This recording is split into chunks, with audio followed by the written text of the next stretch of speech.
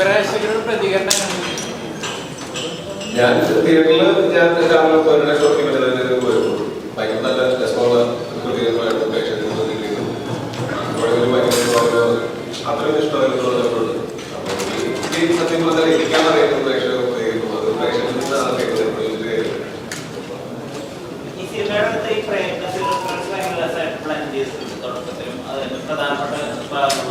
അത് discuss ചെയ്യുമ്പോഴോട്ടെ ultimate super star അങ്ങനെ തന്നെയായിരുന്നു നടികളുടെ ഇനിഷ്യൽ തോട്ട്. അങ്ങനെയല്ല, പുള്ളി അതിനകത്ത് പറയുന്ന കുറച്ച് കാര്യങ്ങളുണ്ട്. സ്റ്റാർട്ട് പറയുന്നത് അപ്പോൾ ഡിസിപ്ലിൻ പറയുന്ന ഒരാളാണ്. അതിനെ പുള്ളി പറയുന്നത് അത് ഒരു പോസിറ്റീവ് മെസ്സേജ് ആണ് സിനിമയിലെ ക്യാരക്ടർ. അത് അങ്ങനെയാണ് വേണ്ടത്. ജനറലി പറഞ്ഞിരിക്കുന്നതിനേക്കാൾ ഈ ക്യാരക്ടറിന് അതായിരുന്നു ആവശ്യം. ഒരു ഡിസിപ്ലിൻ ഇല്ലായ്മ ഉണ്ടായിരുന്നു എന്നുള്ളതാണ് ഞങ്ങൾക്ക് തോന്നിയിട്ടുള്ളത്.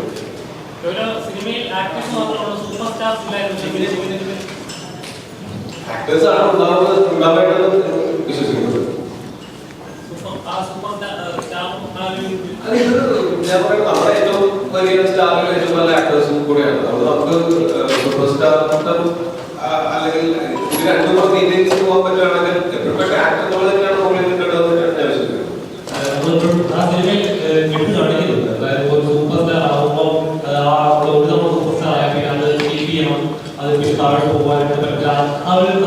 നമ്മുടെ ഈ സിനിമയിലെ ക്യാരക്ടർ അയാളുടെ ആക്സിഡന്റൽ സൂപ്പർ സ്റ്റാറാണ്. അത് ഞാൻ പറഞ്ഞ പോലെ തന്നെ അതൊരു സൂപ്പർ സ്റ്റാറിന്റെ കഥ എന്നുള്ള തന്നെയാണ് ഞാൻ. അത് ഈ ക്യാരക്ടറിന്റെ ഒരു തുടക്കം മുതലുള്ള ജേർണി കാണുമ്പോഴും അത് തന്നെയാണ് മനസ്സിലാക്കേണ്ടത്. അയാൾക്ക് ഏറ്റവും ബെസ്റ്റ് ഓപ്ഷൻ എന്ന് അയാൾ ഫോക്കസ് തിരിച്ച് അയാൾ എന്താണോ അയാൾ ചെയ്യേണ്ടത്, അയാൾ ഒരു നടൻ എന്നുള്ള തനിക്ക് നടനമാണ് അയാൾ ചെയ്യേണ്ടത്. അതിലേക്ക് ഫോക്കസ് വെച്ചുകൊണ്ട് ഒരു ഡിസിപ്ലിൻ ആവുക. പെട്ടെന്ന് വരുന്ന അയാളുടെ സ്റ്റാറും ഒരുപാട് ഈ പറയുന്ന സൗകര്യങ്ങളും അയാളുടെ എഫേർട്ടിനെ ബ്ലോക്ക് ചെയ്യുന്നത് അതിൽ നിന്നൊക്കെ മാറി ആ എഫേർട്ടിലേക്ക് തന്നെ ഫോക്കസ് ചെയ്യണം. അയാൾ ജോലി ചെയ്യുന്നതാണ്, അയാൾ എന്ത് മാർഗിച്ചാണ് സിനിമയിൽ വന്നത്, അത് ചെയ്ത് ചെയ്യുക നല്ലൊരു നടനാകുക എന്നുള്ളത് തന്നെയാണ് ആദ്യ ആക്ടേഴ്സ് തീർച്ചയായിട്ടും ആവശ്യമായിരുന്നു. നമ്മൾ ഈ സിനിമയിലേക്ക് ഉണ്ടാവുന്നത് നമ്മുടെ ഡാൻസ് കാർഡ് ഉണ്ടാവുമല്ലോ. ഈ ഡാൻസ് കാർഡ് പല കാലഘട്ടത്തിലെ ടൈറ്റിൽ കാർഡുകളുടെ തീം ഉപയോഗിച്ചിരിക്കണം. അത് ശരിക്കും ഉണ്ടാക്കുന്നതിന് ഭയങ്കരമായിട്ട് പ്രേക്ഷകരുടെ പ്രശ്നങ്ങളുണ്ട്. അത് ആരുടെ ചെയ്യുന്നു അങ്ങനെ ഒരു ഇത് കൊടുക്കാം. തീർച്ചയായിട്ടും സംവിധായകൻ കഴിയാറില്ല. അത് മാത്രമല്ല സിനിമയുടെ സങ്കേതങ്ങളെ നാടകവും തുടങ്ങിയ സങ്കേതങ്ങളെ കൂടുതൽ ഉപയോഗിക്കുക. ആക്ടർമാരെന്ന് പറയുന്ന സമയത്ത് അങ്ങനെ ഉള്ള രീതിയിൽ കഥ പറയുന്നതായിരിക്കും നല്ലതാണ് തോന്നുന്നത്. അതിൽ ആ ടൈറ്റിലൊക്കെ അത് ചെയ്തേണ്ടില്ല.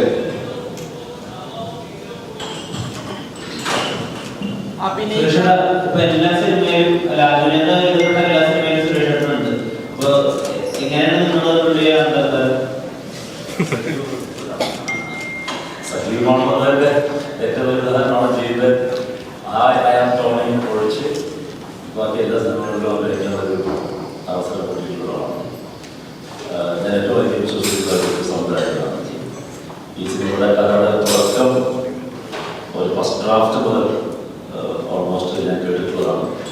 അന്നും ഈ സിനിമയിൽ ഞാൻ ചിലപ്പോൾ ഒരു ഗസ്റ്റ് അപ്പിയറൻസ് ആയിരിക്കും ചെയ്യാൻ പോകുന്നത് എന്നുള്ളതായിരുന്നു എൻ്റെ ഒരു അറിവ്. പിന്നീടാണ് ഞാൻ ഈ ഒരു ക്യാരക്ടറിലേക്ക് തന്നെ മാറ്റപ്പെടുകയും ഒക്കെ ഉണ്ടായിട്ടുള്ളത്. സോ അൾട്ടിമേറ്റ്ലി അത് ജീൻ്റെ സിനിമയാണ്. എനിക്ക് ഏറ്റവും അധികം എന്താ പറയുക ഫ്രീഡം തരുന്ന ഒരാളാണ്. എനിക്കിതിനു മുമ്പ് പറയാൻ ചിലപ്പോൾ സച്ചി എന്ന എൻ്റെ സുഹൃത്തിനെ ചിലപ്പോൾ ഞാൻ ജീവനെ പറഞ്ഞ ഞാൻ അത്രത്തോളം വിശ്വസിക്കുന്ന എന്നോട് ഇഷ്ടപ്പെടുന്ന എൻ്റെ സഹോദര തുല്യനായിട്ടുള്ള ആൾക്കാരാണ്. അപ്പോൾ അവർക്ക് എന്നെ കൊണ്ട് എന്ത് ചെയ്യിപ്പിക്കാൻ കഴിയും അല്ലെങ്കിൽ എന്താ പറയുക ഞാൻ എന്ത് ചെയ്യാൻ പറ്റുമെന്നൊക്കെ വിശ്വസിക്കുന്ന അല്ലെങ്കിൽ അവർക്ക് അറിയാവുന്ന ആൾക്കാരാണ്. അതുകൊണ്ട് തന്നെ ഇന്ന് മോർണിംഗ് ഷോ കഴിഞ്ഞ ശേഷം ഒരുപാട് നല്ല പ്രതികരണങ്ങൾ കിട്ടുന്നുണ്ട്.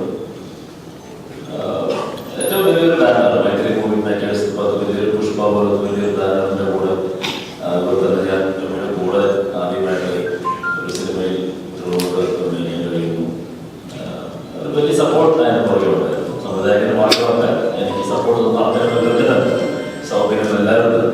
പടം ആരംഭിക്കുമ്പോൾ തൊട്ട് തന്നെ ഈ ആക്ടേഴ്സ് തമ്മിൽ വലിയൊരു ബോണ്ട് ഉണ്ടായിരുന്നു. അതൊരു വൈബ് ഒരുമിച്ചുണ്ടായിരുന്നു. ഒരു തരത്തിലുള്ളൊരു ഈഗോയോ അല്ലെങ്കിൽ ഒരു കോംപ്ലക്സോ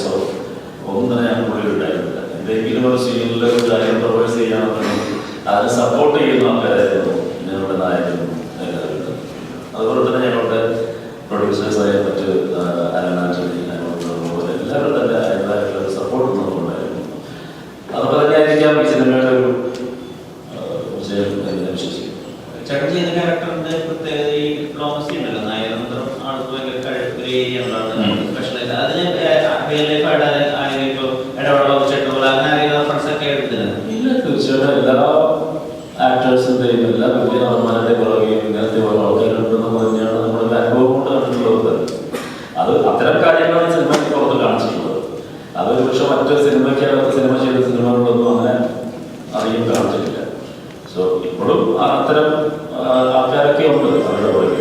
കാരണം അത് നമ്മൾ കാണുന്ന പോലെ ഈ ഒരു ഇൻസ്റ്റാഗ്രാമിലോ അല്ലെങ്കിൽ മറ്റതിൽ കാണുന്ന പോലെ അല്ല. അവരുടെ പിന്നിൽ രാത്രി പകരമായിട്ട് അവരുടെ ചിന്ത മുഴുവൻ അടുത്ത സിനിമ എങ്ങനെ ഹിറ്റാക്കുക, അടുത്ത ഹിറ്റ് ഉണ്ടാക്കുക എന്നുള്ളത് മാത്രം ചിന്തിക്കുന്ന ആൾക്കാരാണ്.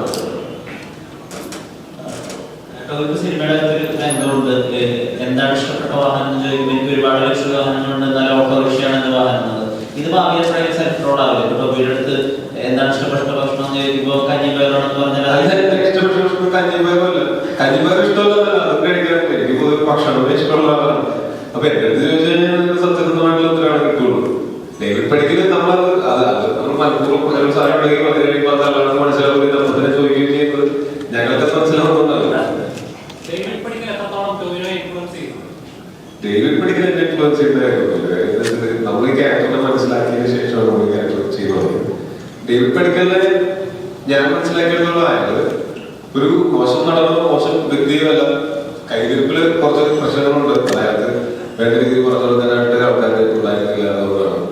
അവിടെ നിന്ന് അയാള് ആക്ടിങ് ആണ് അയാളുടെ ഏറ്റവും വലിയ കോളിംഗ്. അതിന് വേണ്ടിയിട്ടാണ് അയാൾ കൂടുതൽ എഫേർട്ട് എടുക്കുന്നത്. അയാൾ മനസ്സിലാക്കുമ്പോഴാണ് അയാളുടെ ലൈഫിൽ ഒരു മാറ്റം സംഭവിക്കുന്നത്. എനിക്ക് ആ കോളിംഗ് നേരത്തെ കിട്ടിയിട്ടുണ്ട്. അതിന്റെ എന്റെ ഇഷ്ടത്തോട് അതിൽ തന്നെയാണ് എന്റെ അത് എന്നെ ഇന്നലെ കേട്ടിട്ടാണ് ഞാൻ സംസാരിക്കുന്നു, നമ്മൾ തമ്മിൽ സംസാരിച്ചിട്ടുണ്ട്. നമുക്ക് പറഞ്ഞു തന്നെയാണ് ഇപ്പോഴും പറയുന്നത്. എന്നെ സംബന്ധിച്ചോളം എങ്ങനെ ഞാനെന്ന ആക്ടറിനെ എനിക്ക് ഇനിയും പോളിഷ് ചെയ്തുകൊണ്ടിരിക്കുക എന്നുള്ളതല്ലാതെ ഞാൻ വേറെ എന്തെങ്കിലും കാര്യം ആലോചിച്ച് ഈ സ്റ്റാർഡൊന്നും ആലോചിച്ച് ടെൻഷൻ അടിക്കുന്ന ആളല്ല. എനിക്ക് അതിനെ പറ്റി അത്ര വലിയ ടെൻഷൻ ആ ഒരു ഏരിയ ചിന്തിക്കുന്ന ആളല്ല. പക്ഷെ ആസ് എൻ ആക്ടർ ഞാൻ എന്തൊക്കെ ഇമ്പ്രൂവ്മെന്റ് ചെയ്യാമെന്നുള്ളത് ഞാൻ എപ്പോഴും ചിന്തിച്ചുകൊണ്ടിരിക്കുന്ന കാര്യമാണ്. അപ്പൊ അത് ഡേവിഡ് പടിക്കലിന് എന്റെ ഇൻഫ്ലുവൻസ് ഉണ്ടായിട്ടുണ്ടാവും. എനിക്ക് ഇൻഫ്ലുവൻസ് ഉണ്ടായിട്ടില്ല. ഒരുപാട് ഇൻഫ്ലുവൻസ് ഉണ്ടായിട്ടുണ്ട്. അല്ലെങ്കിൽ എനിക്ക് എന്റെ ചുറ്റുമൊക്കെ പറഞ്ഞു തരാനൊക്കെ ഈ പറഞ്ഞ പോലെ ഫോക്കസ് മാറി പോവാതെ നമ്മളെ ചിന്തകളും ശ്രദ്ധകളൊക്കെ എന്തിലേക്കാണോ വരുന്നത് അതിലേക്ക് ചാനൽ ചെയ്യാൻ ചുറ്റുമുള്ള ആൾക്കാർ എന്നെ ഭയങ്കരമായിട്ട് ഹെൽപ്പ് ചെയ്തിട്ടുണ്ട് എന്നാണ് എനിക്ക് തോന്നുന്നത്.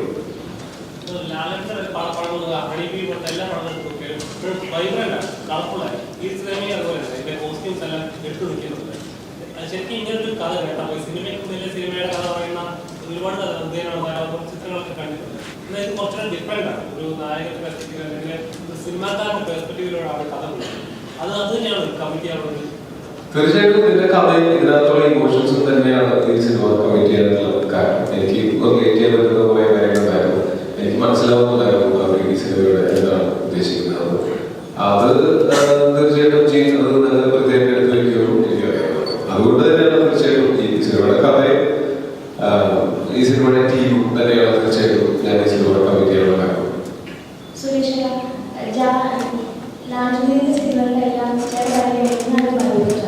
അപ്പോൾ അതിൻ്റെ ലാലിന്റെ സിനിമകളെല്ലാം ഭയങ്കര എന്തായിട്ട് ഈ എങ്ങായിട്ടുള്ള ക്യാരക്ടേഴ്സിന് ഒരു എനർജി ബൂസ്റ്റ് ചെയ്യുന്നതാണ്.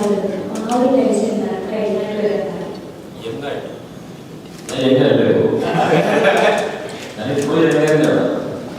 മറ്റു കഥാപാത്രങ്ങൾക്ക് വേണ്ടി പ്രായമായിട്ടുള്ള വേഷം നേക്കപ്പെട്ട് അഭിനയിച്ചതേ ഉള്ളൂ. ശരിക്കും ഇതാണ് ശരിക്കും എങ്ങനെയാണ് ഇതൊക്കെ നമുക്ക് തരുന്ന ഒരു കഥാപാത്രത്തിനനുസരിച്ചിരിക്കും ഓരോ കാര്യങ്ങൾ ചെയ്യുന്നത്. പിന്നെ ചില സിനിമകൾ നമുക്ക് വളരെ ഇഷ്ടപ്പെട്ട അതിന് വേണ്ടിയിട്ട് നമ്മൾ ഡെഡിക്കേഷൻ എന്നൊക്കെ പറയുന്ന രീതിയിൽ ഇപ്പൊ ഈ സിനിമ കമന്റ് ചെയ്ത് അങ്ങോട്ട് ഈ സാധനം മനസ്സിൽ ഇങ്ങനെ കിടപ്പുണ്ട്. പിന്നെ ഞാൻ പറഞ്ഞില്ലേ ഇതൊരു കളർഫുൾ ആയിട്ട് ഇതുവരെ കാണിക്കാത്ത ഇതിന്റെ കോസ്റ്റ്യൂംസും അപ്പിയറൻസും കാര്യങ്ങളുണ്ട്. ഏതാണ്ട് 6 മാസത്തോളം ആ ഒരു ഗെറ്റപ്പ് പൊട്ടിച്ചിട്ടുള്ള സ്വയം വളർത്തി ഉണ്ടാക്കിയിട്ടുള്ള കഥാപാത്രം തന്നെയാണ്. ഇടയ്ക്കിടയ്ക്ക് പല കാരണങ്ങളുകൊണ്ടും ഷൂട്ടിംഗ് മുടങ്ങിപ്പോയി മറ്റു പടങ്ങളൊന്നും ചെയ്യാൻ വയ്യാതെ 6 മാസത്തോളം ഈ പടത്തിന്റെ പുറകെ നമ്മൾ ഞാൻ മാത്രമല്ല അധികം ഡെഡിക്കേറ്റ് ആളാണ്. ഒരുപാട് ഫിസിക്കലി എഫേർട്ട് എടുത്തിട്ടുള്ള ആളാണ്.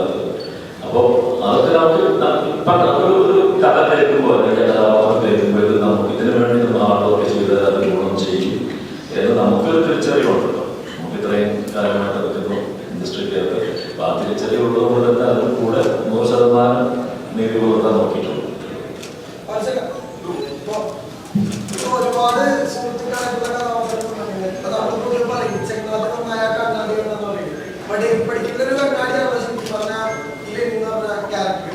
ശരിക്കും ഇതിനു വേണ്ടി മറ്റ് സുഹൃത്തുക്കളിൽ നിന്ന് എങ്ങനെയാ വ്യത്യസ്തനായിട്ട് നിൽക്കുക? അല്ല, ലെനിൻ സുഹൃത്തിനേക്കാളുപരി അയാള് സുഹൃത്താണ്. പക്ഷെ അയാൾക്ക് അറിയാൻ പുള്ളിയുടെ അസിസ്റ്റന്റ് ആണ്, പിന്നെ ഒരു വലിയ ഫാൻ ബോയാണ്.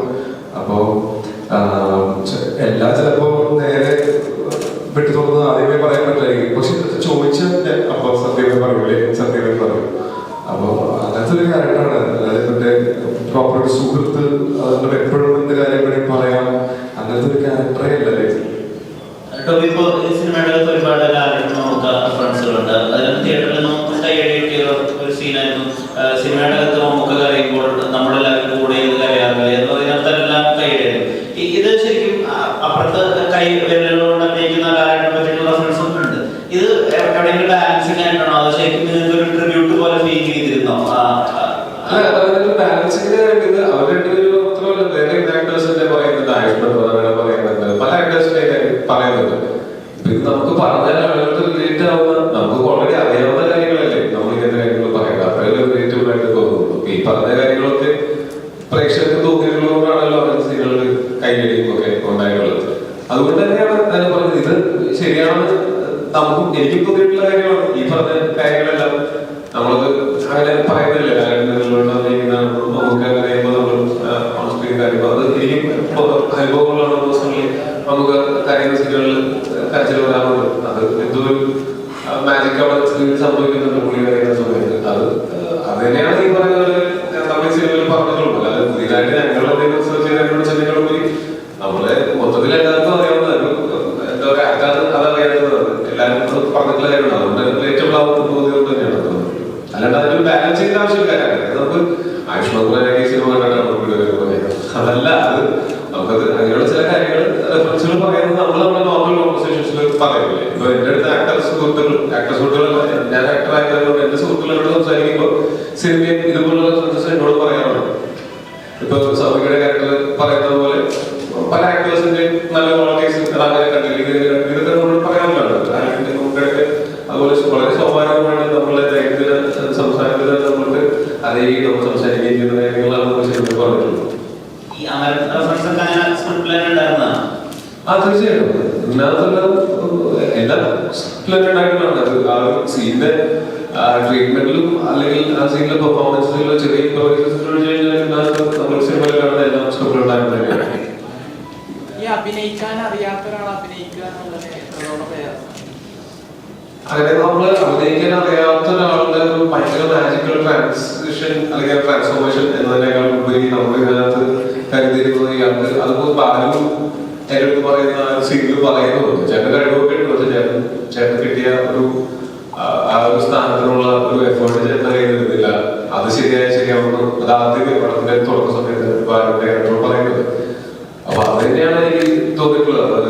അയാളൊരു മോശം ആക്ടർ അല്ല, ഒരു എഫേർട്ട് എടുക്കാത്ത ആക്ടറാണ്. അതുകൊണ്ട് ഒറ്റ സാധനം പുള്ളിക്ക് ചെയ്യാൻ പറ്റും എന്നുള്ളത് അപ്പുറത്തേക്ക് ഓരോ ക്യാരക്ടറിനെ മനസ്സിലാക്കി കുറച്ചുകൂടെ ഇമോഷൻസ് അതിനകത്ത് മനസ്സിലാക്കി അങ്ങനെ ഇൻവോൾവ് ആയിട്ട് അഭിനയിക്കാനായിട്ട് ഇയാൾ ശ്രമിക്കുന്നു എന്നുള്ളത്. അതാണ് ഭയങ്കര മോശം ആക്ടറായിട്ട് കാണിക്കാനായിട്ട് നമ്മൾ ഇത്രയും വർഷമായിട്ട് ഇൻഡസ്ട്രിയിൽ നിൽക്കുന്ന ഇയാൾ ആദ്യത്തെ ആയ ഒരാളായിട്ട് അത്ര മോശം ആക്ടറല്ല, ഒരു ഓക്കെ ആക്ടർ. അയാൾ അതിനകത്ത് എഫേർട്ടാണ്. ആ എഫേർട്ട് ഇട്ട് കഴിഞ്ഞാൽ അയാളുടെ ആക്ടിംഗ് കരിയറൊക്കെ മെച്ചപ്പെടും എന്നുള്ളതാണ് ഈ സിനിമ പറഞ്ഞു വരുന്നത്. അപ്പൊ അതുകൊണ്ട് ഞാൻ മോശമാക്കി ചെയ്യാനായിട്ടല്ല, എന്നാലും അത് അത്ര ഭയങ്കര എഫേർട്ട് ഇല്ലാതെ സ്ലീപ്പ് വാക്കിംഗ് ചെയ്യുന്ന പോലെയൊക്കെയാണ് അയാൾ ചെയ്തത്. അയാളുടെ ശ്രദ്ധ മറ്റു പല കാര്യങ്ങളിലായിരുന്നു. അവസാനിക്കാകുമ്പോഴേക്കും പുള്ളിയുടെ ശ്രദ്ധ ഇതിലേക്ക് മാത്രമാണ് പൂർണ്ണമായിട്ടും അർപ്പിച്ച് അങ്ങനത്തെ എഫേർട്ട് ചെയ്യുന്നു എന്നുള്ളതാണ്. പറഞ്ഞു നിർത്തിയെടുക്കുന്നതിനാണ് ഞാൻ ചോദിക്കുന്നത്.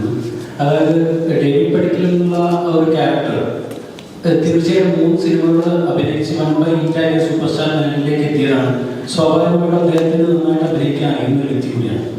പക്ഷേ അദ്ദേഹത്തിൻ്റെ ജീവിതത്തിൽ സംഭവിച്ചു പോയ ഒരുപാട് വിഷമതകളായിരിക്കാം. പക്ഷേ ചെറുപ്പത്തിൽ അദ്ദേഹത്തിന് അത്തരത്തിൽ ഒരു അപഗണനയായിരിക്കും ചിലപ്പോൾ അദ്ദേഹത്തിന് ജീവിതത്തിൽ ആരോടൊക്കെയോ വിവരിച്ച് നിൽക്കുക എന്നുള്ള രീതിയിൽ കിട്ടുന്ന ആ ഒരു സ്റ്റാർട്ട് പരമാവധി മുതലെടുക്കുക എന്നുള്ള രീതിയിലേക്ക് വന്നതായിരിക്കാം ചിലപ്പോൾ ഡേവിഡ് പടിക്കൽ.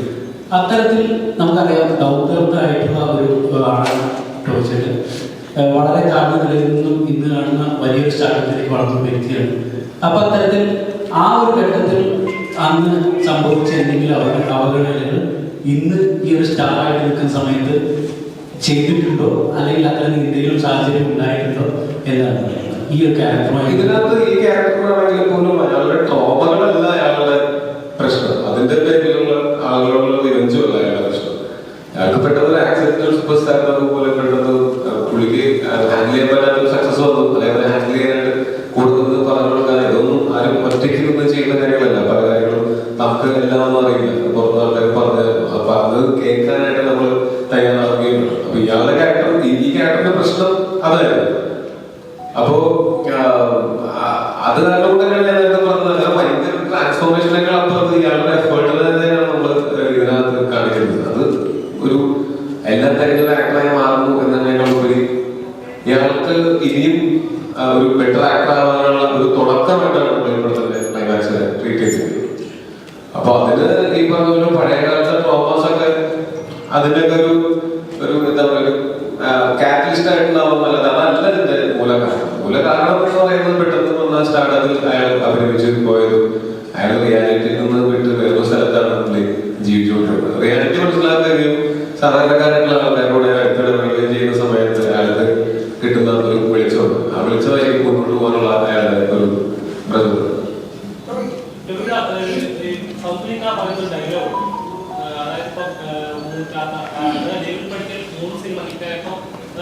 സാധാരണക്കാരായി മറ്റുള്ളവരുടെ ഇടപെടുന്ന സമയത്താണ് ആ 3 സിനിമ ഹിറ്റായി. പിന്നീട് സൂപ്പർ സ്റ്റാർ പറഞ്ഞപ്പോഴേക്കും ആ ഒരു ഇതൊന്നും ഇടിഞ്ഞു പോയത്. ശരിക്കും പറഞ്ഞാൽ ഇപ്പോഴത്തെ മലയാള സിനിമകളിലായാലും എന്തോ 2-3 ഹിറ്റ് അടിച്ച് കഴിയുമ്പോഴേക്കും എന്തോ ആയി എന്ന് തോന്നുന്നു. അതൊരു ശരിക്കും അതൊരു ലെസൺ തന്നെയല്ലേ? പുറത്തുനിന്ന് നോക്കി കാണുമ്പോഴാട്ടോ എനിക്ക് തോന്നുന്നത്. എനിക്ക് ഉറപ്പില്ല നിങ്ങൾ ഈ പറയുന്ന പോലെയാണ് സിനിമ എഴുപത്തേക്ക് ആളുകൾ മാറുന്നതൊന്നും എനിക്ക് തോന്നുന്നില്ല. എനിക്ക് എന്റെ അനുഭവത്തിൽ പറയാൻ പറ്റുള്ളൂ. ചുറ്റുമുള്ള ആൾക്കാരൊക്കെ ആയിരിക്കും ചിലപ്പോൾ നമ്മൾ മാറിയതായിട്ട് തോന്നുക, നമുക്കത് തോന്നിക്കൊള്ളുന്നില്ല. നമ്മുടെ ഏറ്റവും അടുത്ത ആൾക്കാർക്ക് ഇപ്പൊ ഞാൻ എന്നെ പണ്ടറിയാത്തവർക്ക് ഞാൻ മാറിയെന്ന് പറയാൻ പറ്റും. അല്ലെങ്കിൽ ഒരു വ്യക്തിയെ, ഏതൊരു വ്യക്തിയായിരുന്നു ആ വ്യക്തിയെ നമുക്ക് മുൻപരിചയം അല്ലെങ്കിൽ അയാൾ ആരും മാറിപ്പോയിട്ടോ മാറിപ്പോയെന്ന് പറയാൻ നമുക്ക് അയാളെ മുൻപരിചയം വേണം. അപ്പൊ അതെനിക്ക് അറിയില്ല, ഈ പറഞ്ഞ കാര്യം എനിക്ക് പേഴ്സണൽ അനുഭവം ഇല്ല. പിന്നെ എനിക്ക് തോന്നുന്നത് നമ്മള് ആദ്യത്തെ ഒരു 3 സിനിമകളൊക്കെ അയാളെ ഹിറ്റായത് അയാൾ ആ സമയത്ത് എഫേർട്ടായിരിക്കും. ആ സമയത്ത് അയാൾ കുറച്ചുകൂടെ ആളുകളുടെ ഇടവേള അടുത്ത ഇടവേള ജീവിച്ചിരുന്നാണെങ്കിൽ റിയാലിറ്റിയിൽ തന്നെയായിരുന്നു ജീവിച്ചിട്ടുണ്ടായിരുന്നത്. അപ്പൊ അവിടെ നമ്മൾ കുറച്ചങ്ങോട്ട് പോയി കഴിയുന്ന സമയത്ത് നമ്മൾ തന്നെ അപ്ഡേറ്റ് ചെയ്യേണ്ടത് ഒരു ആവശ്യകതയാണ്. അപ്പൊ 10 കൊല്ലം മുമ്പ് നമ്മളൊരു കാര്യം മനസ്സിൽ വിചാരിച്ചാൽ അതുമായിട്ട് തന്നെ ജീവിതകാലം മുഴുവൻ മുന്നോട്ട് പോകുക എന്നുള്ളതിനേക്കാൾ കുറച്ചുകൂടി ലോകമാണെന്നൊക്കെ മനസ്സിലാക്കി നമ്മളുടെ അവസ്ഥ എന്താണ്, നമ്മൾ എന്തൊക്കെ മാറ്റങ്ങൾ വരുത്തണം. ചിലപ്പോൾ പണ്ട് പറഞ്ഞ തമാശകൾ പറയാൻ പറ്റില്ലായിരിക്കും. അങ്ങനെയുള്ള കുറെ കാര്യങ്ങളുണ്ട്. നമ്മുടെ അവസ്ഥകൾ മാറുന്ന സമയത്ത്, നമ്മുടെ സ്ഥാനം മാറുന്ന സമയത്ത് തീർച്ചയായിട്ടും നമ്മൾ കൂടുതൽ എഫേർട്ട് എടുക്കും. ആദ്യത്തെ 3 സിനിമ പറഞ്ഞാൽ ചിലപ്പോൾ ഇയാളെ എഫേർട്ട് മാത്രമായിട്ടുണ്ടാവില്ല. അന്ന് അത് മതിയായിട്ടുണ്ടോ. പിന്നീട് നമുക്ക് സിനിമ മാറിയ കാലം മാറിയ സമയത്ത് പഠിക്കലും കുറച്ചുകൂടെ എഫേർട്ട് ഇട്ടാൽ മാത്രമേ അയാളെ കണ്ടുപോലെയുള്ള ആക്ടേഴ്സിന്റെ അടുത്ത് അല്ലെങ്കിൽ അയാളോട് തന്നെ ഒന്ന് കോമ്പീറ്റ് ചെയ്ത് അയാൾ മുമ്പ് ചെയ്തിട്ടുള്ള ഞങ്ങൾക്ക് നന്നായിട്ട് പെർഫോം ചെയ്യാനായിട്ടുള്ള അയാൾക്ക് ആ ഒരു ഫൈനൽ കിട്ടുന്ന അറിയായിരിക്കും. ഈ സൗകര്യ സിനിമയുടെ അടുത്ത് പറയുന്ന ഒരു കാര്യമുണ്ട്. ഡേവിഡ് പടിക്കലിന് ഈ സാധാരണക്കാരായിട്ടുള്ള കണക്ട് മിസ്സാവുന്നു, എമ്പതി മിസ്സാവുന്നു എന്നൊക്കെ പറയുന്ന രീതിയുണ്ട്. അപ്പൊ അതുപോലെ ഇപ്പൊ സാധാരണ രീതിയിലാണ് നമ്മുടെ കരുമാക്കാൻ നടക്കുന്ന പോലെ നടക്കാൻ പറ്റില്ലായിരിക്കും. അപ്പൊ നമ്മുടെ വലിയ സൂപ്പർ സ്റ്റാർസിനെ പറയുന്നത് ഇപ്പൊ അവർ പണ്ടത്തെ പോലെ സിനിമകൾ ചെയ്യുന്നില്ല, സാധാരണക്കാരനായ സിനിമകൾ ചെയ്യുന്നില്ല, നിലത്ത് നിൽക്കുന്ന കഥാപാത്രങ്ങൾ ചെയ്യുന്നില്ല. ടോവിനോക്ക് ഇപ്പൊ എത്രത്തോളം പണ്ടത്തെ ഇപ്പൊ ബുള്ളറ്റിന് ബാക്ക് പോലും അത് ഉന്തി സ്റ്റാർട്ട് ചെയ്യുന്ന ടോവിനോനെ അല്ലെങ്കിൽ മേക്കപ്പ് മാൻ ടിഷ്യൂ ഇല്ലാതെയുമോ പൈപ്പിനിടെ കൊണ്ടുപോയി കഴിക്കണമെന്ന് പറഞ്ഞപ്പോഴാണ് ടോവിനോ. ആ സാധാരണ ടോവിനോ ഉണ്ട്. ആ ടോവിനോ എത്രത്തോളം ഇപ്പൊ ഉള്ളിലുണ്ട്? അവർക്ക് ഇപ്പോഴും നല്ല ഓർമ്മയുണ്ട്. ഏതായാലും ആ ടോവിനോ ഇപ്പോഴും ഉള്ളിലുണ്ട് എന്നുള്ളത് തന്നെയാണ്. പിന്നെ ഞാനൊരു പറ്റും സാധാരണക്കാരോടാണ് എന്റെ വീട്ടിൽ ജീവിക്കുന്നത്. അവരാരും അങ്ങനെ സെലിബ്രിറ്റീസോ ഫേമസ് ആയിട്ടുള്ള ആൾക്കാരോ അല്ലെങ്കിൽ സിനിമ മേഖലയായിട്ട് ബന്ധമുള്ള ആൾക്കാരോ എന്റെ വീട്ടിലുള്ളത്. അപ്പൊ അവിടെ ചെന്ന് കഴിഞ്ഞാൽ ഞാൻ അതേ സാധാരണക്കാരനാണ്. അവർക്ക് ഞാൻ മാറിയതായിട്ട് ഫീൽ ചെയ്യില്ല. കാര്യം ഞാൻ എങ്ങനെയായിരുന്നു അതുപോലെ തന്നെയാണ് ഇപ്പോഴും. അവർക്ക് എന്നെ മുമ്പേ അറിയാമായിരുന്നു. അതുകൊണ്ട് ഞാൻ മാറിയിട്ടില്ല എന്ന് അവർക്ക് മനസ്സിലാവുകയും എന്റെ സാഹചര്യങ്ങൾ മാറിയിട്ടുള്ളത് അതും അവർ മനസ്സിലാക്കുന്നു. അപ്പൊ ഞങ്ങള് ഒരുമിച്ച് കുറെ സമയം സ്പെൻഡ് ചെയ്യുന്നതാണ്. ഈ നല്ലപോലെ വളരെ അടുത്ത സുഹൃത്തുക്കളുണ്ട്. അവരാരും ഈ സിനിമയിലുള്ള സുഹൃത്തുക്കളില്ലെന്നല്ല, സിനിമയിലെ സുഹൃത്തുക്കളുണ്ട്. അതിന് പുറത്ത് തന്നെ ചെറുപ്പം പോലെ സ്കൂളിൽ പഠിച്ചിട്ട് കുറെ ഫ്രണ്ട്സൊക്കെയുണ്ട്. വളരെ അടുത്ത സുഹൃത്തുക്കളുണ്ട്. അവരെല്ലാവരും ഈ അവരവരുടെ മേഖലകളിൽ വളരെ സാധാരണക്കാരായിട്ടുള്ള ഈ സിനിമ മേഖലയോട് യാതൊരു ബന്ധമില്ലാതെ ജോലി ചെയ്യുന്ന ആൾക്കാർ. ഞാൻ എന്റെ ഏറ്റവും കൂടുതൽ സമയം സ്പെൻഡ് ചെയ്യുന്നത് അവരുടെ കൂടെയാണ്. അതുകൊണ്ട് എനിക്ക് എന്റെ പഴയയുടെ ഓർമ്മിപ്പിക്കേണ്ട വരാറില്ല. എനിക്ക് നല്ല കൃത്യമായിട്ട് ഓർമ്മയുണ്ട്. സിനിമയിൽ വന്ന സമയം കൊണ്ടുള്ള ഒരുപാട് കാര്യങ്ങളും വളരെ കൃത്യമായിട്ട് ഓർക്കുന്ന ആളാണ് ഞാൻ. അത് കാരണം ഞാൻ പറഞ്ഞിട്ടില്ല എന്നുള്ളതല്ല. പഴയപ്പോഴും ബുദ്ധിമുട്ടൊന്നുമില്ല. ഞാൻ തന്നെയായിട്ടാണ് നിങ്ങളും തന്നെ കുറെ കാലമായിട്ട് കാണുന്നത്. നിങ്ങൾക്ക് എന്ത് തോന്നുന്നു? ഇപ്പൊ ഈ സിനിമയ്ക്കുള്ള റെഫറൻസുകൾ ഭയങ്കര സാധാരണയാണ്. പക്ഷെ അത് പോസ്റ്റ് ആവരുതെന്നുള്ളൊരു നമുക്കൊരു ഇൻഡിക്കേഷൻ ഉണ്ടാവും. ഇനി ഇതേപോലെ റെഫറൻസ് പോസ്റ്റ് ആവരുതെന്നുള്ളത് ആദ്യം തീരുമാനം. അയ്യോ, അതെനിക്ക് സത്യം പറഞ്ഞാൽ ഞാൻ തിയേറ്ററിൽ കണ്ടപ്പോഴാണ്. അതായത് പക്ഷെ എനിക്ക് കണ്ടപ്പോൾ ഭയങ്കര രസം തോന്നി. ആ മൊമെന്റിന് അത് ഭയങ്കര യോജിക്കുന്നതായിട്ട് തോന്നി. ഇത് എനിക്ക് അറിയില്ലായിരുന്നു. ഞാൻ തിയേറ്ററിൽ കണ്ടപ്പോഴാണ് അങ്ങനെ ആ ഒരു റെഫറൻസ് മനസ്സിലാക്കിയത്. അത് ആ മൊമെന്റിൽ ശരിക്കും പറഞ്ഞാൽ അതിന്റെ ഒരു എന്താ പറയാ ആ സീൻ കുറച്ചുകൂടെ ആസ്വദിക്കാനായിട്ട് അത് ഹെൽപ്പ് ചെയ്യുമെന്ന് എനിക്ക് തോന്നി. കാര്യം പിന്നെ പുള്ളിയുടെ പോലുള്ള കാര്യങ്ങളെല്ലാം ചെയ്യുന്നത് പിന്നെ അതിലൊരു കണക്ഷൻ ഉണ്ടല്ലോ. ഞാൻ പറഞ്ഞ സ്പോയിലറാണ്. അപ്പൊ അതെനിക്ക് ഒരു സർപ്രൈസ് ആയിരുന്നു. ഞാനത് എൻജോയ് ചെയ്തു. ഇതിനകത്ത് ഒരുപാട് നിങ്ങളൊക്കെ കൂടെ അഭിനയിക്കുന്ന കുറെ ആളുകളിലൊക്കെ റെഫറൻസ് ഉള്ള ഒരുപാട് ഇൻസിഡൻസും കാര്യങ്ങളൊക്കെ ഉണ്ട്. ഇപ്പൊ വിളിച്ചാൽ ഫോൺ എടുക്കാത്ത പോലെ അതായത് നമുക്ക് സത്യം അറിയില്ല ആക്ച്വലി എന്താ നടക്കുന്നത്. നിങ്ങൾ ഫിക്ഷനായിട്ട് സമീപിച്ചിരിക്കുക. പക്ഷെ വളരെ ഇപ്പൊ ഒരുപാട് സംഭവങ്ങൾക്ക് ഈ സിനിമയായിട്ട് വലിയ സാമ്യമുണ്ട്. അപ്പൊ എപ്പോഴെങ്കിലും ഇത് അവർക്ക് വേദനയാവും അങ്ങനത്തെ തോട്ടൊക്കെ നമ്മൾ ഡിസ്കസ് ചെയ്തിട്ടുണ്ട്. ഒരിക്കലും ഒരാള് ഇന്ന ആളാണെന്ന് പറയാൻ വേണ്ടൊന്നും നമ്മൾ ചെയ്തിട്ടില്ല. അപ്പൊ നമുക്ക് തോന്നുമായിരിക്കും, ചിലപ്പോ എനിക്ക് തന്നെ തോന്നും ഇനി ഇത് ഞാനാണോ. എല്ലാ ആക്ടറിനും തോന്നാവുന്ന പരിപാടികളുണ്ട്. ഒരു സമയത്ത് നമ്മൾ പല രീതിയിലാണ് എടുക്കുന്നത്. അപ്പോ ഇത് എല്ലാ ആൾക്കാരെയും കുറച്ചുണ്ട്. അപ്പോ അത് പിന്നെ ഒരാൾക്ക് നമ്മൾ ദ്രോഹിക്കാൻ വേണ്ടി ഒരാളെ പോയിന്റ് ചെയ്ത് ഒരിക്കലും ചെയ്തിട്ടില്ല. അങ്ങനെ ചെയ്തില്ല. റൈറ്ററാണ് സുബിൻ ഇവിടെ സുബിനോട് ചോദ്യങ്ങൾ ചോദിക്കുക. സിനിമയ്ക്കകത്ത് ഒരു കഥ പറയുന്നത് ചേട്ടൻ ഒരു കഥ പറയുന്നത്. അപ്പൊ റിയൽ ലൈഫിൽ അങ്ങനെ മിസ്സായി പോയ ഏതെങ്കിലും അവസരങ്ങളുണ്ടോ? ഇല്ല.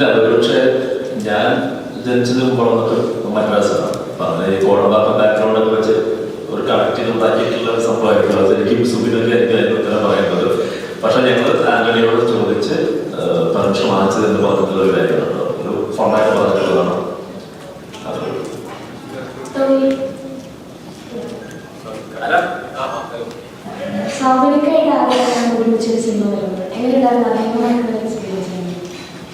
സൗബിക ഞങ്ങൾ കുറെ വർഷങ്ങളായിട്ട് പരിചയമുണ്ട്, സൗഹൃദമുണ്ട്. ഒരേ സിനിമയിലേക്ക് അഭിനയിച്ചിട്ടുണ്ട്. പക്ഷെ ആദ്യമായിട്ട് കോമ്പറ്റീഷൻ സീൻ വരുന്നത് ഈ സിനിമയിൽ തന്നെയാണ്.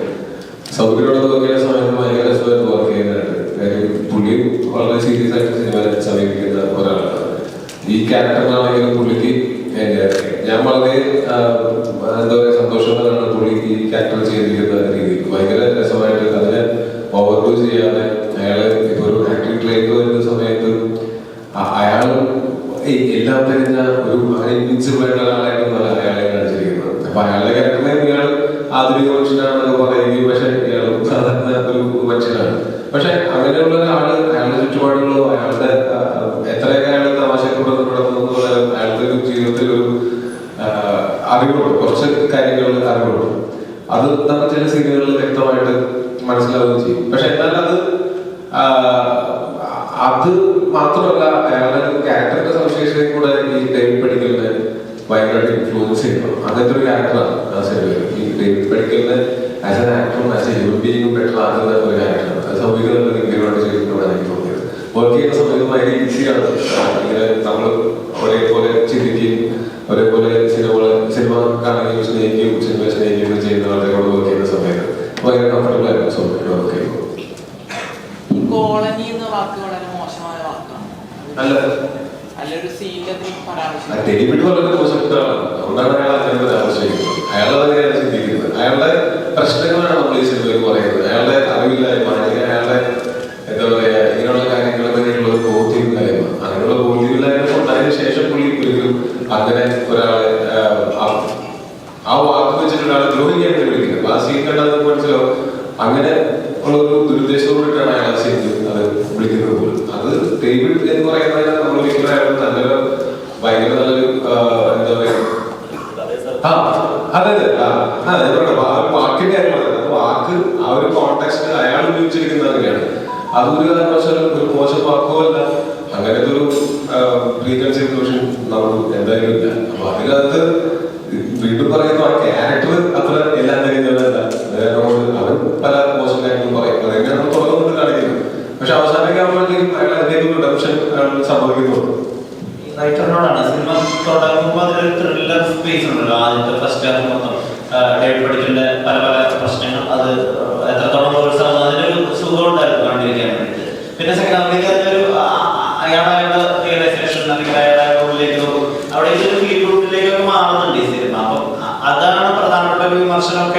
ക്യാരക്ടർ പറയുന്നത്. ഫസ്റ്റ് ഹാഫ് തീർന്നു പറഞ്ഞില്ല, സെക്കൻഡ് ഹാഫ് കുറെ കാര്യങ്ങൾ പറയുന്നുണ്ട്, കുറെ ജീവിത ദർശനങ്ങളൊക്കെ പറയുന്നുണ്ട്. ഈ ട്രാക്ക് മാറ്റം കുറച്ചുകൂടി സെക്കൻഡ് ഹാഫ് കുറച്ചുകൂടി പൾസേറ്റിംഗ് ആക്കാൻ അങ്ങനെ ഒരു ഐഡിയ ഉണ്ടായിരുന്നു. അത് ഇങ്ങനെ തന്നെയായിരുന്നു ഇനീഷ്യൽ തോട്ട്സ്.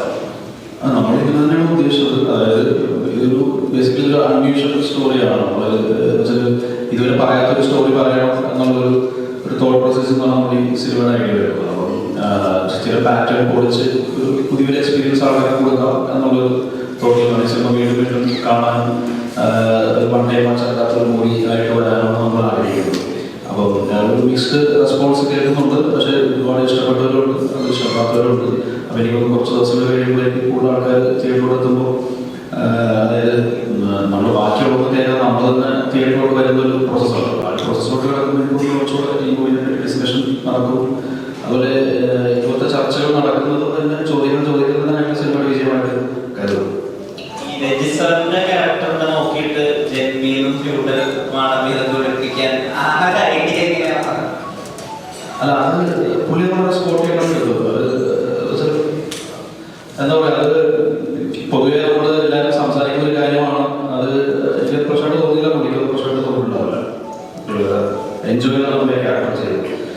ഹാപ്പി ആയിരുന്നോ അങ്ങനത്തെ പരാമർശം?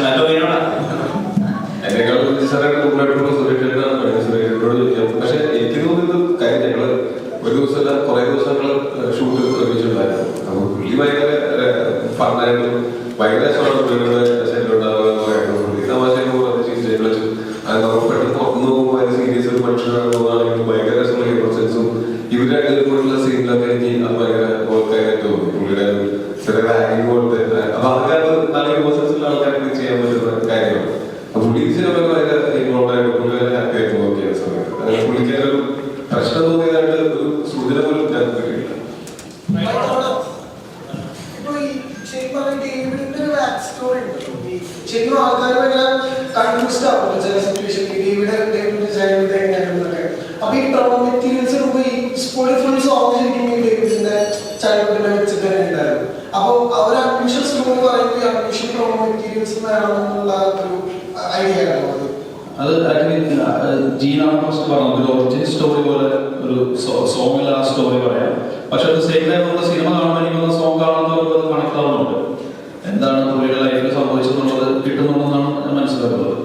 അപ്പം അത് അൺയൂഷ്വൽ പ്രോസസ്സിന്റെ ഭാഗമായിട്ട് ഒന്നാണ് ഒറിജിനൽ സ്റ്റോറി എന്നുള്ള കൺസെപ്റ്റ്. തീർച്ചയായിട്ടും അതായത് നമ്മൾ എഴുതിയ സമയത്ത് ഇങ്ങനെ ഒരു കഥ പ്രേക്ഷകരിലേക്ക് എത്തിക്കണം എന്നൊരു തോട്ടുണ്ടായിരുന്നു. ഇപ്പോൾ പണ്ട് കഴിഞ്ഞാൽ പലപ്പോഴും നമുക്ക് ഇൻഡസ്ട്രിയിൽ പലപ്പോഴും നടന്ന ഇൻസിഡൻസ് ഒക്കെ നമുക്ക് കണക്ട് ചെയ്യാൻ പറ്റുന്നുണ്ട്. എപ്പോഴൊക്കെയോ നമുക്കുള്ള ആരൊക്കെയോ ഇൻസിഡൻസ് കണക്ട് ചെയ്യാൻ പറ്റുന്നുണ്ട്. അപ്പോൾ ഇത് പ്രേക്ഷകരിലേക്ക് എത്തിക്കണം, ഇങ്ങനെ ഒരു സിനിമയ്ക്കുള്ളിൽ ഇങ്ങനെ ഒരു കഥ ആ ഒരു ഇൻസ്പിറേഷൻ എങ്ങനെയാണ്? ബേസിക്കലി എനിക്ക് പേഴ്സണൽ നമ്മളിപ്പോൾ സോഷ്യൽ മീഡിയ നമ്മൾ സ്ക്രോൾ ചെയ്യുമ്പോൾ ഈ സിനിമയെ പറ്റി തന്നെ സംസാരം കാണുമ്പോൾ ഓഫ് കോഴ്സ് ആൾക്കാർക്ക് അത്യാവശ്യം തോന്നണം. സിനിമ മാത്രമല്ല ലോകം എന്ന് പറയുന്നത് ഒരുപാട് പ്രധാനപ്പെട്ട കാര്യങ്ങൾ നടക്കുന്നുണ്ട്. അപ്പം ഇത് ഒരു ജോണർ മാത്രമാണ്, സിനിമയിലുള്ള സിനിമ എന്ന് പറഞ്ഞൊരു ജോണർ മാത്രമാണ്. ഒരുപാട് ജോണർ സിനിമകൾ നടക്കുന്നുണ്ട്. ഇത് പർട്ടിക്കുലർ ജോണറാണ്. അപ്പൊ ആ ജോണർ സിനിമയെ എൻജോയ് ചെയ്ത് അതൊരു റിപ്പീറ്റബിൾ വാല്യൂ അല്ലെങ്കിൽ അതൊരു എന്താ പറയുക പിന്നെ ആൾക്കാർക്ക് കാണാൻ ഒരു തലമുണ്ടാക്കുന്ന രീതിയിൽ അങ്ങനെ ഡിസ്കസ് ചെയ്യണം. അല്ലെങ്കിൽ സിനിമയെ ഇഷ്ടപ്പെടുന്നവർ സിനിമ എന്താണെന്ന് അറിയാൻ ആഗ്രഹിക്കുന്നത് ഇതിലൂടെ നടക്കുന്ന പ്രോസസ്സൊക്കെ നമുക്കൊന്ന് ലോകത്തോട് പറയണം എന്ന് തോന്നിയിട്ട് പുറത്ത് വന്നവരായിരിക്കും. ഇൻഡസ്ട്രിയിലെ തന്നെ രണ്ട് ഷൈനിങ് സ്റ്റാർസ് ചെയ്യുന്നുണ്ട്, ധ്യാനും ഷൈൻജറും. അപ്പൊ അവരെ ഈ സിനിമയിലേക്ക് കാസ്റ്റ് ചെയ്യാനുള്ള കാരണമുണ്ടായിരുന്നു. നമ്മുടെ ബേസിക്കലി സിനിമയ്ക്കുള്ള സിനിമ കാണുമ്പോൾ ഉദയനാണ് ആണെങ്കിൽ അതിൽ ലോകദാസ് സാറും അതുപോലെ കൊച്ചദീപ സാറും അവരൊക്കെ നിന്നിട്ടാണ് പറയുന്നത്. ശരിക്കും പുള്ളിയുടെ സ്ക്രിപ്റ്റ് അവർക്ക് ചൊല്ലുന്നതായി നമുക്ക് വലിയ വീഡിയോകളായിട്ട് തോന്നുന്നത് അവർ സിനിമയിലുള്ളവർ തന്നെ അത് ചെയ്യുന്നതാണ്. വേറൊരു ആക്ടർ ചെയ്യുന്നത് അത്ര വീഡിയോകളല്ല. അപ്പം സിനിമയ്ക്കുള്ള സിനിമ എന്ന് പറയുമ്പോൾ ഈ പറഞ്ഞ ഓൾറെഡി ഉള്ള ആക്ടേഴ്സിന് അവരായിട്ട് തന്നെ നമ്മൾ കാസ്റ്റ് ചെയ്യുമ്പോൾ കുറച്ചുകൂടെ ആൾക്കാർക്കും അതൊരു വിലിയബിലിറ്റി അതുപോലെ എൻജോയ് ചെയ്യാനുള്ള ഒരു വരാൻ വേണ്ടിയിട്ട് അങ്ങനെ നടത്തിയൊരു കാസ്റ്റ് ചെയ്യണം.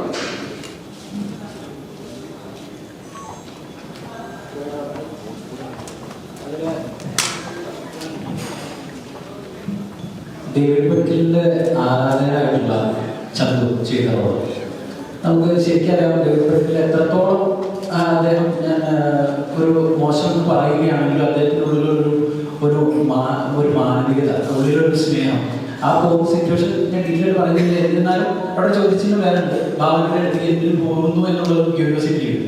ആ ഘട്ടത്തിലാണ് ഇത് ഈ ചന്തു വിളിക്കുന്നത്.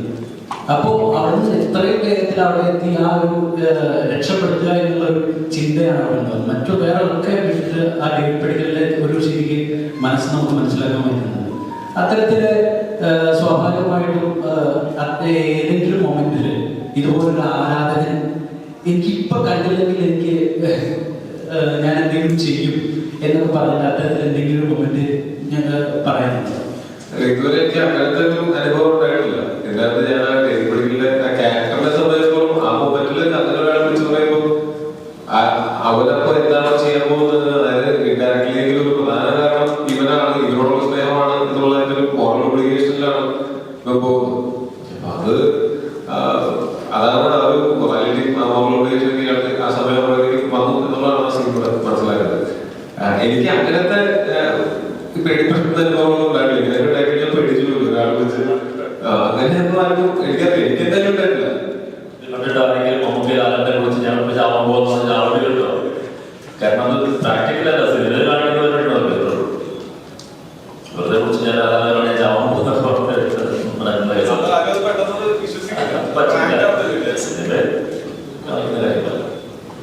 ഇതിന്റെ ട്രെയിലർ ഒരു എന്റർടൈൻമെന്റ് ആയിരുന്നു. പക്ഷെ അതിന്റെ ഫിലിം പറയുന്നത് ഒരു ഇമോഷണൽ ജേണിയാണ് ഡേവിഡിന്റെ.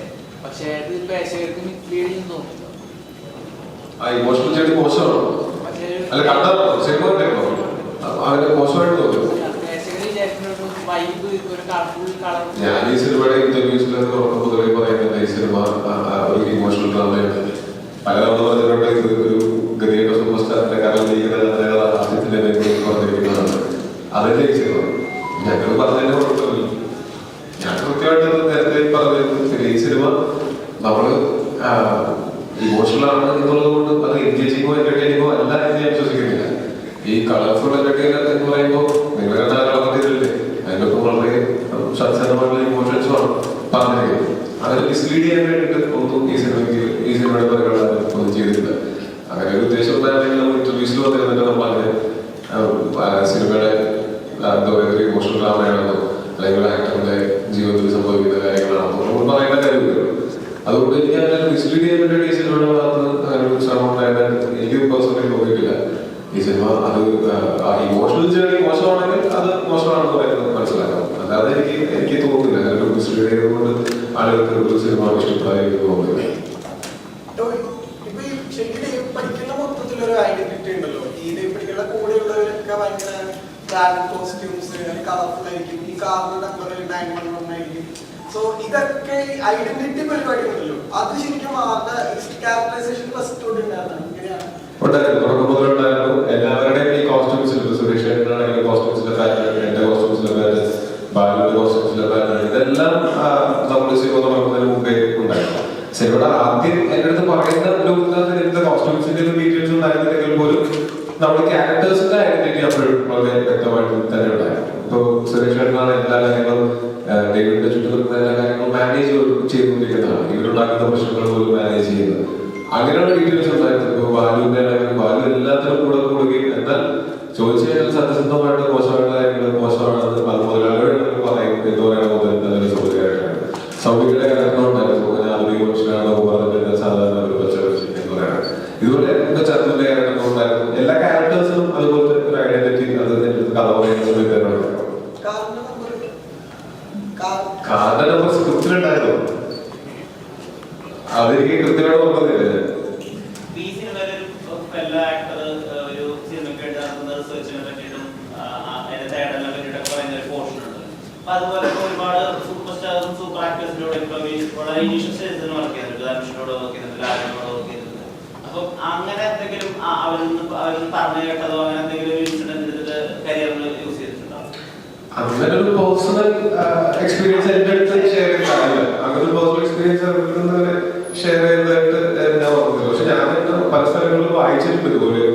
ഇപ്പോ ഡാനിയൽ എന്നുള്ള ആക്ടർ ഓരോ സിനിമയ്ക്ക് മുമ്പ് ചെയ്യുന്ന കാര്യങ്ങളായിരുന്നു. പുള്ളി റിട്ടയർ കുറച്ചാൾ ഓർഡർ തന്നെയാണ് വർക്ക് ചെയ്തിട്ട് തിരിച്ചു വന്നിട്ട് പിന്നെ ഇപ്പൊ വീണ്ടും റിട്ടയർ എടുത്തിട്ട് പോയേക്കാണ്. പുള്ളി വേറൊരു രീതിയിലാണ്. അതുപോലെ ഞാൻ നമ്മള് ആദ്യം യൂസ് ചെയ്യുന്നുള്ള ആക്ടർ അദ്ദേഹവും ഈ പ്രോസസ്സും ഭയങ്കര രസമാണ്. ഇതൊക്കെ കേട്ടും വായിച്ചൊക്കെ ഓരോരുത്തർ ഫ്രണ്ട്സൊക്കെ ഷെയർ ചെയ്തതൊക്കെ അറിയാവുന്നത്. പേഴ്സണലി എൻ്റെ അടുത്ത് ആരും ഷെയർ ചെയ്തത് ഞാൻ ഓർക്കുന്നില്ല.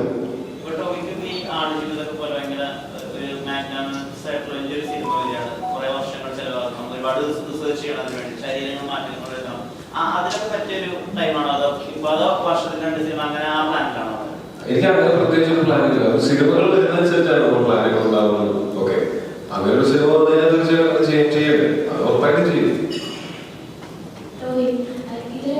MD-യുടെ മനസ്സിൽ വന്ന സിനിമകൾക്ക് ഒരു പ്രാധാന്യം കൊടുക്കുന്നുണ്ട്. അപ്പൊ ആർട്ടിസ്റ്റുകൾക്ക് പുസ്തകം വായിക്കണം നിർബന്ധമുണ്ട്. ടോബി ബുക്ക് വായിക്കാറുണ്ട്. നേരത്തെ കുറച്ചൊക്കെ പുസ്തകം വായിക്കുന്നത് അതിന് നിർബന്ധമൊന്നുമില്ല. പുസ്തകം വായിക്കാതെ ആളുകളായിട്ട് സംസാരിച്ച് കഴിഞ്ഞാൽ പുസ്തകം വായിക്കുന്നതിനേക്കാളും അറിവുള്ള ആളുകളൊക്കെ സംസാരിക്കുന്ന സമയത്ത് പറയാൻ കിട്ടിയൊന്നുമില്ല. പുസ്തകം വായിക്കുന്നത് ഒരു പക്ഷേ ഇമാജിനേഷനൊക്കെ ഹെൽപ്പ് ചെയ്യുമായിരിക്കും. നമ്മൾ ഒരു സിനിമ കാണുമ്പോൾ നമുക്ക് ഓൾറെഡി നമുക്ക് സെറ്റ് ചെയ്ത് വെച്ചിട്ടുള്ള ആരെങ്കിലും ഷൂട്ട് ചെയ്തിട്ടുള്ള വേറെ ആരുടെയൊക്കെ മനസ്സിൽ അവർ കാണുന്ന വിഷ്വലാണ് നമ്മൾ അവർ എടുത്തു വെച്ചിരിക്കുന്ന വിഷ്വലാണ് കാണുന്നത്. പക്ഷെ പുസ്തകം വായിക്കുന്ന സമയത്ത് ചിലപ്പോൾ അതിനേക്കാളുപരി വേറൊരു വിഷ്വൽ നമ്മുടെ ഇമാജിനേഷൻ ഉപയോഗിച്ച് നമുക്ക് കാണാൻ പറ്റുമായിരിക്കും. അത് നല്ലൊരു ട്രെയിനിങ് ആകുമായിരിക്കാം ക്രിയേറ്റീവ് മേഖലയിൽ ജോലി ചെയ്യുന്ന ആൾക്കാർക്ക്. പക്ഷെ അത് നിർബന്ധമുള്ളത് എനിക്ക് തോന്നില്ല. വേറെ ഓരോരുത്തരുടെ പ്രോസസ്സ് ഓരോന്നായിരിക്കും. പക്ഷെ ഈ ഡേവിഡ് എന്നുള്ള കഥാപാത്രം ആ ഒരു ബുക്ക് ആക്സിഡന്റിൽ കിട്ടുന്നതാണെങ്കിൽ വെള്ളം വായിക്കുകയും അയാൾക്ക് സമയത്ത് ഉപയോഗിക്കും. അതിനുള്ള ചില കാര്യങ്ങളെല്ലാം തിരിച്ചറിവുകളായിട്ട് അയാൾക്ക് കിട്ടുകയും ചെയ്തു എന്നാണ് ഞാൻ മനസ്സിലാക്കുന്നത്.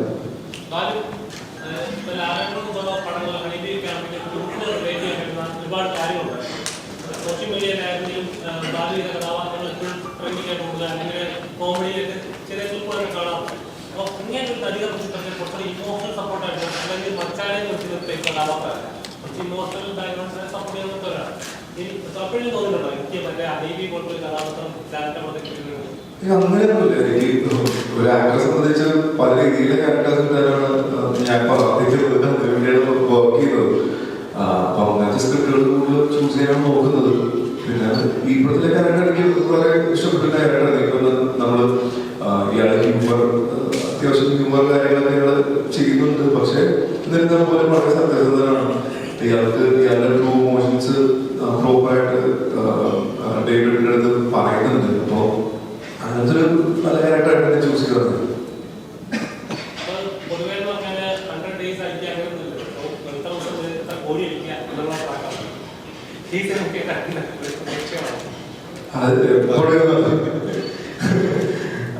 ഒരിക്കലും നമ്മൾ കോടിക്ക് വേണ്ടല്ലോ, പടം നല്ലതായിട്ട് ചെയ്യണം. പടം നന്നാകുമ്പോൾ കുറെ കോടികളൊക്കെ വരും.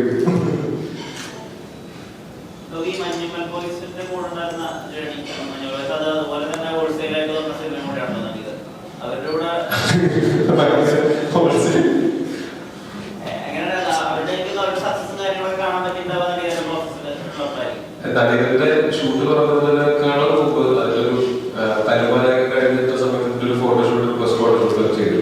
അപ്പൊ ആ സമയത്ത് തന്നെ സൗകര്യം ഓൾറെഡി സിനിമ പ്രൊഡ്യൂസ് ചെയ്യാനായിട്ടും ഈ പറയുന്ന സിനിമയുടെ ചിത്രത്തിൽ ഡയറക്ട് ചെയ്ത ഇതൊക്കെ എനിക്ക് കൃത്യമായിട്ട് അറിയാം. നമുക്ക് എൻ്റെ അടുത്തിട്ട് കഥയൊക്കെ ഷെയർ ചെയ്തിട്ടുണ്ട്. ഞാൻ പറയുന്നത് ഒരു 1 ഓഗസ്റ്റിലെ കാര്യം.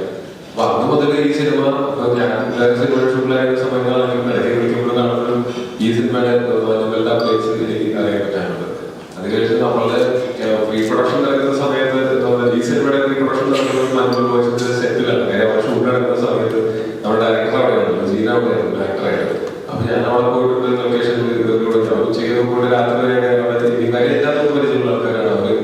അവര് ചെയ്തുകൊണ്ട് ഇവരുണ്ട്, ബാലുണ്ട്, സൗകര്യമുണ്ട്, ജീനുണ്ട്, ശൈലിക്കാർ എല്ലാവരും നമുക്ക് വളരെ അടുപ്പമുള്ള ആൾക്കാരാണ്. ഞാൻ വളരെ ഈ ഷൂട്ടിംഗ് പ്രോസസ്സിലാണെങ്കിൽ അവിടെ സെറ്റ് ഇടുന്നത് ഒരുപാട് കാലടി ഗോഡൗൺ.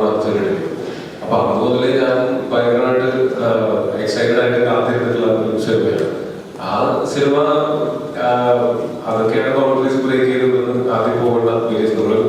KGF പോലത്തെ സിനിമയോ ബാഹുബലി പോലത്തെ സിനിമയോ മലയാള സിനിമയോ വരുന്നത് അത് ഇങ്ങനെ ടെക്നിക്കലി ഗുഡായിട്ടുള്ള ഇമോഷണലി മൂവിംഗ് ആയിട്ടുള്ള മഞ്ഞൾ വോയിസ് പോലത്തെ സിനിമ ആയിരിക്കണം എന്ന് എനിക്ക് ഭയങ്കര ആഗ്രഹമുണ്ടായിരുന്നു. ഞാൻ അന്ന് അത് മുതലേ ഞാൻ ഇവരോട് പറഞ്ഞിട്ടുള്ളതാണ് ഈ സിനിമ അങ്ങനെ ബൗണ്ടറീസ് കാണാൻ പോകേണ്ട ഒരു സിനിമയാണ്. എനിക്ക് വലിയ പ്രതീക്ഷ പോയിട്ടുള്ള സിനിമയാണ്. അതുകൊണ്ട് തന്നെയാണ് ഞാൻ ഈ സിനിമയുടെ പ്രമോഷൻ ചെയ്ത് സ്റ്റാർട്ട് ചെയ്യുന്ന സമയത്ത് ഞാനന്ന് കമലഹാസൻ ഹോട്ടലിലേക്ക് ഞാൻ വന്ന് കയറുമ്പോൾ പിറ്റേ ദിവസം അടുത്ത് വിളിച്ചായിരുന്നു. അപ്പൊ അതിന്റെ പ്രമോഷൻ ഞാൻ ഒരു വണ്ടി എന്റെ ഒരു സുഹൃത്തുക്കൾ ഒരു വണ്ടി കയറി പോകുന്നുണ്ട്. അപ്പൊ അങ്ങനെ അതുകൊണ്ടാണ് ആ സമയത്ത് ഞാൻ പറഞ്ഞത് ഈ സിനിമ ഞാൻ വളരെ പ്രതീക്ഷയോടെ സിനിമയാണോ പ്രതീക്ഷയോടെ തെറ്റിച്ചില്ല എന്നുള്ളത് ഗംഭീരമായിട്ട് എല്ലാ സിനിമ ഏറ്റവും വലിയ സക്സസ് ആയിട്ട് തീർച്ചയായിട്ടും ഭയങ്കര സന്തോഷമുള്ള കാര്യമാണ്.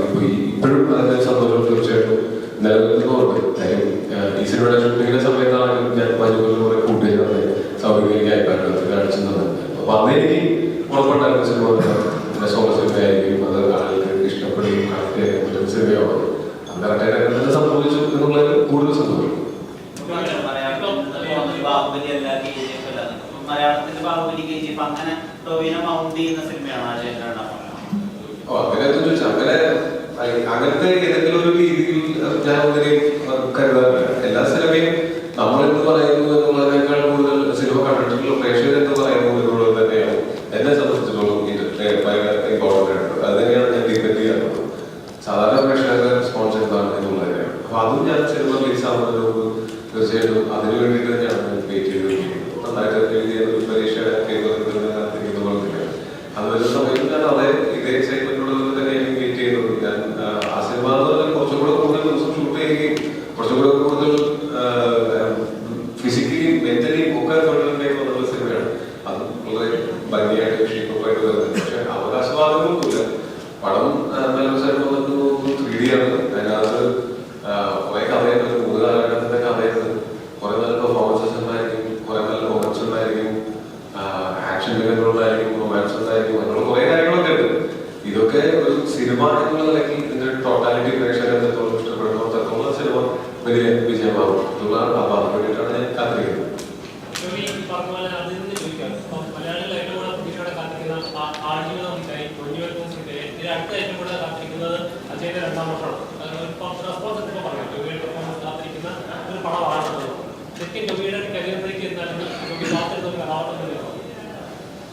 തീർച്ചയായിട്ടും ആ കഥാപാത്രം ഞാൻ കാത്തിരുന്ന കഥാപാത്രം എന്ന് പറയുന്നത് അറിയില്ല. എനിക്ക് അത് ഒരു 3 ഡിഫറെന്റ് ക്യാരക്ടേഴ്സ് ഉള്ളത് കൊണ്ട് തന്നെ ഞാൻ അതിന് ഭയങ്കര ആക്ടറായിട്ടുള്ള രീതിയിലാണ് പറഞ്ഞത്. അത് ഭയങ്കര പറയാൻ എനിക്ക് ഇപ്പൊ നമ്മള് വലിയ വലിയ ആളുകളൊക്കെ കമലഹാസനോടൊപ്പം ആളുകളൊക്കെ ചെയ്യുന്നതാണ് 3 വേഷം ഒരു സിനിമയിൽ തന്നെ ഞാൻ ചെയ്ത ശരിയാണെന്നൊക്കെയാണ് ഞാൻ ആദ്യം ചിന്തിച്ചത്. പക്ഷെ അതിന് ട്രസ്റ്റ് ചെയ്യുകയും ഞങ്ങൾ അതിനു വേണ്ട പ്രിപ്പറേഷൻസ് കാര്യമായി തന്നെ എടുക്കുകയും ചെയ്ത് സിനിമ ഷൂട്ട് ചെയ്ത് കഴിഞ്ഞപ്പോൾ അത് 3 കാലഘട്ടങ്ങളിലായിട്ട് അത്ര എന്താ പറയുക പ്രശ്നമില്ലാതെ അത്യാവശ്യം കൃത്യമായിട്ട് നമുക്കത് ചെയ്യാൻ സാധിച്ചിട്ടുണ്ടെന്നാണ് വിശ്വസിക്കുന്നത്. പക്ഷെ ഇപ്പോഴും ഞാൻ പറയുന്ന ഞാൻ ഒന്നിനും ഒരു എന്താ പറയാ ഒരു അൾട്ടിമേറ്റ് ഇതായിരിക്കും അങ്ങനെയൊക്കെയുള്ള ഒരു അവകാശവാദങ്ങളില്ല. കാര്യം സിനിമ ചെയ്യുന്ന സമയത്ത് ഞാൻ ചെയ്ത എല്ലാ സിനിമയും എനിക്ക് ഭയങ്കരമായിട്ട് ഇഷ്ടപ്പെടും. അത് ഏറ്റവും നല്ല വിജയമായിരിക്കണം എന്ന് തന്നെയാണ് ഞാൻ ആഗ്രഹിക്കുകയും ചെയ്യുക. ആ സിനിമ പ്രേക്ഷകരിലേക്ക് എത്തുമ്പോഴാണ് അതിന്റെ നമുക്ക് അതിന് പൂർണ്ണമായിട്ടുള്ള റിസൾട്ട് ആളുകളാണ് ബേസിക്കലി അങ്ങനെ ഇരട്ടേറ്റാവുന്ന പ്രേക്ഷകർ ആളുകൾ കാണുകയും എൻജോയ് ചെയ്യുന്ന സമയത്താണ് നമുക്ക് നമ്മൾ സ്വപ്നം കണ്ടതിനേക്കാൾ പൂർണ്ണത സംഭവിക്കുന്നത്. പക്ഷെ തീർച്ചയായും അതിനെ ആളുകൾ കാത്തിരിക്കുന്ന സിനിമയ്ക്ക് വേണ്ടി എന്ന് പറയുന്ന സമയത്ത് വലിയ സന്തോഷമുണ്ട്. കുറച്ച് പോസ്റ്ററുകൾ വലിയ ടീച്ചറും മാത്രമേ സിനിമ പുറത്തു വന്നിട്ടുള്ളൂ. അത് ആൾക്ക് ഇഷ്ടപ്പെടുന്നെങ്കിൽ സിനിമ ഉറപ്പായിട്ടും ഇഷ്ടപ്പെടും. സിനിമ കാണുന്ന സമയത്ത് പല സീൻസിലും പോയിട്ടുണ്ട്. അപ്പം ഏതെങ്കിലും സാഹചര്യത്തിൽ റെഫറൻസ് ആയിട്ട് എടുത്തിട്ടുണ്ട്? ഒരിക്കലും ഇല്ല. അത് വലിയൊരു തെറ്റിദ്ധാരണയാണ്. നമ്മൾ ഈ പറഞ്ഞ പോലെ ഇന്ന ആക്ടർ എന്നൊക്കെ പറഞ്ഞ് കുറച്ച് ട്രോൾസ് ഇതൊക്കെ കണ്ടാലും നമ്മൾ ഒരിക്കലും ഇത് ഫിക്ഷണലാണ്. ഇതൊരിക്കലും നമ്മൾ ആരും ഉദ്ദേശിച്ചിട്ട് ചെയ്യുന്നതല്ല. അത് പലർക്കും തോന്നണം. ടോപ്പിക്കൊക്കെ ഓരോ സ്റ്റേജിൽ തോന്നിയിട്ട് ഞങ്ങളെ ഉദ്ദേശമാണ്. അതുപോലെ ആർക്കും തോന്നും, ആക്ടേഴ്സിന് ആർക്കും തോന്നാം. അതൊരിക്കലും ആരും പേഴ്സണലി എടുക്കില്ല വിചാരിക്കുന്നു. ഇത് ഒരു നമ്മൾ ബേസിക്കലി എല്ലാവരും സിനിമ വർക്ക് ചെയ്യുന്നവരാണ്. അപ്പോൾ നമ്മൾ എല്ലാവരും സിനിമ വിജയിക്കണമെന്നും എല്ലാ സിനിമയും സെലിബ്രേറ്റ് ചെയ്യണമെന്നാണ് നമ്മൾ ആഗ്രഹിക്കുന്നത്. അപ്പോൾ അത് പേഴ്സണലായിട്ട് എടുക്കരുത്. ഇത് ആരെയും എനിക്ക് വരുന്ന എനിക്ക് അറിയില്ല. അപ്പോൾ ഞാൻ എങ്ങനെയാണ് അവരെ ഇൻഫ്ലുവൻസ് ചെയ്യുന്നത് എനിക്കറിയില്ല. ഇതൊരു ഫിക്ഷണൽ ക്യാരക്ടറാണ്, ഇതൊരു ടെംപ്ലേറ്റ് ആണ്. അതാരും അങ്ങനെ പേഴ്സണലി എടുക്കില്ല എന്ന് വിചാരിക്കും. പിന്നെ ഒരു ഡയലോഗ് എന്തോ ഇഷ്യൂ ഉണ്ടായിരുന്നു മെഡിക്കൽ ഡോക്ടർ പറയുന്നത്. ആക്ച്വലി അത് ആ ക്യാരക്ടർ സംസാരിക്കുന്ന ഭാഷയാണ്. ആ കോശസ് എന്ന് പറഞ്ഞ ക്യാരക്ടർ സംസാരിക്കുന്ന ഭാഷയിൽ ഈ ആക്ടർ ഡേവിഡ് വന്നിട്ട് പറയുന്നത് ഒരു മരുന്ന് ഒരു ഡിസ്ക്രിപ്ഷൻ പറയുന്നത് ഒരു ഫീൽ പറയുന്നതുകൊണ്ടാണ് അങ്ങനെ ചോദിക്കുന്നത്. താൻ മെഡിക്കൽ ഉറപ്പാണോ താൻ പറയുന്നത് ഫീൽ ചെയ്യാറുണ്ട്. അല്ല മെഡിക്കൽ ഉറപ്പ് മോശം ചോദിക്കുന്ന ആണെന്നോ അല്ലെങ്കിൽ അവർക്ക് ഫീൽ ഇല്ലാത്തതെന്നൊന്നും നമ്മൾ ഉദ്ദേശിച്ചിട്ടില്ല. ആ ക്യാരക്ടർ സംസാരിക്കുന്ന ഭാഷയാണ്. അത് എൻ്റെ ഭാഷയല്ല. ഓരോ ക്യാരക്ടർ സംസാരിക്കുന്ന ഡേവിഡ് പഠിക്കുന്ന ഭാഷയും ഡേവിഡ് സംസാരിക്കുന്ന ഡേവിഡിൻ്റെ ഭാഷയും PK സംസാരിക്കുന്ന PKയുടെ ഭാഷയാണ്. അപ്പം അങ്ങനെ പരത്തരം ശ്രമിച്ചിട്ടുണ്ട്. ഒന്നും നമ്മൾ ആരും ഉദ്ദേശിച്ചോ നമ്മുടെ ആരുടെയോ പൊളിറ്റിക്സോ ഒന്നുമില്ല. അത് അതായത് തന്നെ എൻജോയ് ചെയ്ത് എല്ലാവരും കാണാൻ ശ്രമിക്കുള്ളൂ.